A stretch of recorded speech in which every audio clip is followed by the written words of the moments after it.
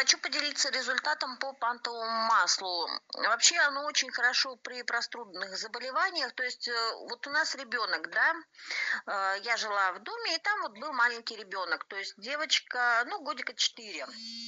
То есть мы пытались ее лечить, но ребенок простыл. То есть вот этот вот кашель прям целый день с буханием. Но что мы сделали? Мы намазали ей грудь, намазали спину и дали выпить. И буквально уже через 5 часов, то есть она у нас проспала ночь очень легко. То есть вот этот вот кашель на следующий день, вот прям вот чуть-чуть еще одну процедуру также проделали, у нее прошел вот этот вот кашель тяжелый.